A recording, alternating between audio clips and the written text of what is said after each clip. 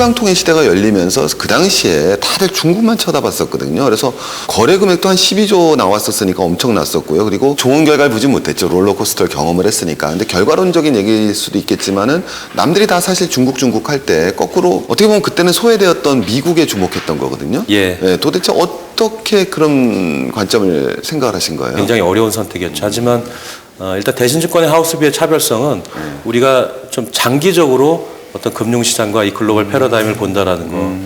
저한테 아마 두 가지 강한 확신이 있었던 것 같아요. 첫 번째는 원달러 환율이 위로 올라갔을 때, 크게 변동이 됐을 때 일단 손님들의 자산 가치, 국제적인 자산 가치는 감소한다. 어떠한 그 국제적인 환경 변화에도 손님들의 실질 자산 가치를 지켜내겠다라는 진정성. 그것이 이제 저한테 강한 확신, 어떤 믿음과 같은 것이었고요.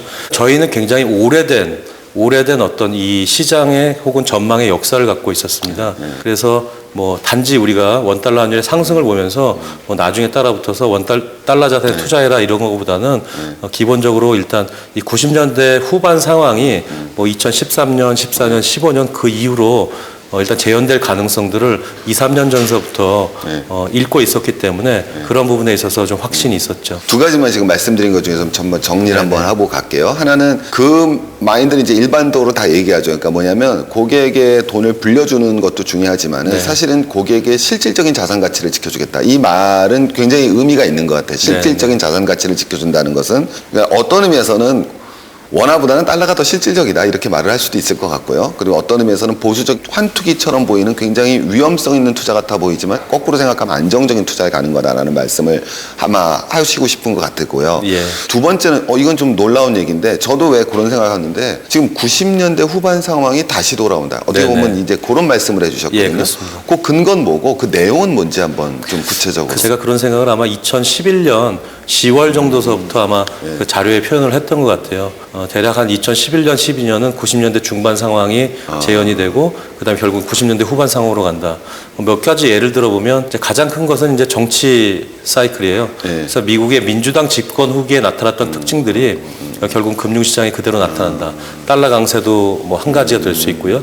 그다음에 최근에 국제유가가 원자재가 폭락하지 않았습니까? 그것은 1997년, 8년 클린턴 정부 때도 나타났던 그런 일들이에요. 그것이 그대로 재현이 됐던 거죠. 그다음에 뭐 금리 인상 기조, 그리고 뭐 기술주와 바이오주, 어떤 기술과 혁신에 대한 환상, 강렬한 기대감들, 이것들이 사실은 하나로 다 묶일 수 있는 것이 기본적으로 지금 저성장 저금리 기조 아닙니까? 그렇죠. 그런데 뭔가 그 성장은 해야 돼요. 수요가 약한 상황에서 성장을 이끌어내는 방법은 생산성을 비약적으로 혁신시키는 겁니다.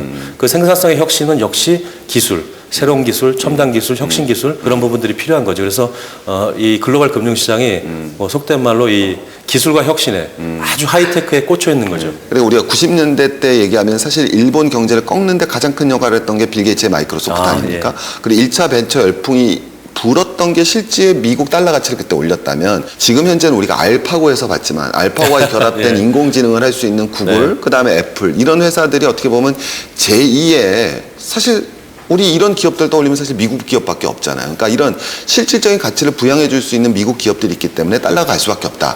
저는 이거 되게 마음에 들었어요. 그리고 두 번째 더 마음에 들었던 거는 우리가 맨날 경제학 그러는데 단순하게 경제학이 아니라 정치 경제학적 관점에서 이해를 하자. 우리가 이름만 대도 알 수 있는 모든 기술 기업들, 모든 바이오테크 기업들은 전부 미국에 있지 않나요? 결국 이 기술과 혁신의 중심에는 미국이 있다라는 거죠. 맞아요. 우리가 방금 얘기했던 모든 기업들은 다 이 캘리포니아에 몰려 있어요. 캘리포니아는 민주당판이에요. 캘리포니아가 가장 많은 정치 자금을 내고 가장 많은 지지를 보이고 그래서 희한하게 민주당이 집권하고 있을 땐 이 기술과 혁신, 기술주와 바이오주들이 시장을 주도하고 뭐 반대로 표현하자면 공화당이 집권하고 있을 땐 이건 텍사스판이죠. 그렇죠. 그래서 국제유가가 올라가고 원자재가 강하고 뭐 그런 특징이 있지 않았을까라고 저는 생각합니다. 저는 정말 여기서 하나 배웠던 거는 저도 늘 학생들이나 성인들한테 강의할 때 경제학을 경제학 자체로 봐서는 안 된다.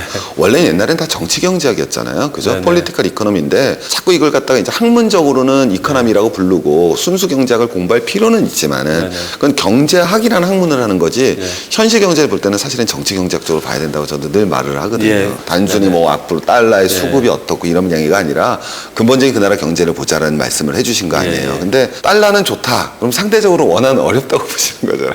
아, 뭐 기조적으로는 아닐 텐데 그냥 전 이런 질문을 역으로 드릴게요.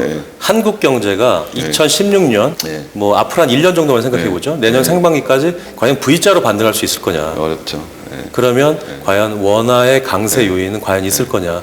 그래서 아까 뭐 국민연금도 말씀드리고 그다음에 개인들의 달러 예금, 뭐 해외 주식도 말씀드렸지만 경상수지 흑자가 사상 최고치 연속 흑자 행진을 보이고 있음에도 불구하고 나가는 돈이 아직은 더 많은 것 같아요. 이런 거죠. 방금 전에 말씀인 게 물론 우리나라의 수급, 이제 달러의 수급을 보자 그랬을 때는 경상수지도 흑자고 외환 보유고도 많고 그다음에 우리나라 주요 기업들이 물론 수출이 많이 줄어들고는 있지만은 이런 것만 봤을 때는 기본적으로 원 달러가 유지가 될 수는 있겠지만은 더 구조적이고 장기적인 전망을 봤을 때는 쉽지 않겠는가 이런 말씀을 주시는 거죠. 그리고 뭐 잠깐의 어떤 외란 혹은 뭐 변동성이 있을 가능성도 있다라고 생각합니다. 특히 한국의 원달러 환율은 중국의 위안화가 약해지면 급격하게 약해져요. 원달러 환율이 올라가기 쉽거든요. 동조가 되더라고요. 근데 뭐 한 뭐 3월 달에는 일단 중국의 인민은행도 개입하고 그러면서 위안화를 안정시키면서 뭐 원자재도 올라가고 신흥시장에 불안했던 환율도 다시 안정되는 모습을 보입니다만 과연 중국 경제에 대한 글로벌 자금들, 글로벌 투자자들의 의심이 없어질 것이냐